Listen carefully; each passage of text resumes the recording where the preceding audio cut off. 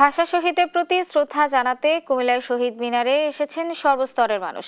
এ নিয়ে জানাতে সরাসরি যোগ দিচ্ছেন কুমিল্লা থেকে সহকর্মী সুমন কবির। সুমন, শহীদ মিনারে কারা শ্রদ্ধা নিবেদন করতে আসছেন, এ বিষয়ে আমাদেরকে বিস্তারিত জানাবেন।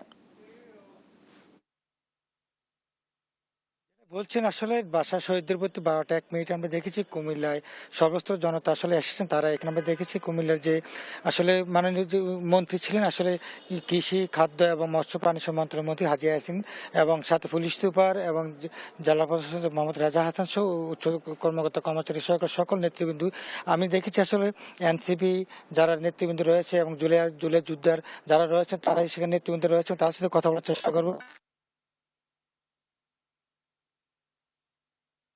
তার সাথে কথা হচ্ছে আসলে আন্তর্জাতিক মাতৃভাষা দিবস, শহীদ দিবস, এই দিবসটা আসলে দিন দিন কেন হারিয়ে যাচ্ছে? আপনারা আসলে এই বিষয়টা কিভাবে দেখছেন আসলে বিষয়টা? আমরা মনে করি না যে একেবারে হারিয়ে যাচ্ছে, কিন্তু উদযাপনের তো ভিন্নতা থাকবেই। কারণ আজ আমরা 1952 সালে আন্তর্জাতিক মাতৃভাষা দিবস তখন থেকে শুরু হয়েছিল এবং সালাম, বরকত, জব্বার তাদের ত্যাগের ফলে আমরা একটা বাংলা ভাষা পেয়েছি রাষ্ট্রভাষা হিসেবে। কিন্তু আজ প্রায় 74 বছর পরে এই দিবসটি আমরা উদযাপন করছি। সুতরাং যুগের ভিন্নতা থাকবেই, কিন্তু তারপরে আমরা এই নতুন প্রজন্ম যে উদযাপন করছি, আমরা বিশ্বাস করি যে শত শত বছর ধরেই বাঙালি জাতি, বাংলাদেশি জাতি ইনশাল্লাহ এই দিবসটি উদযাপন করবে। এবং যতই আমরা জ্ঞানে গুণে আগাই, কিন্তু আমরা আমাদের ভাষা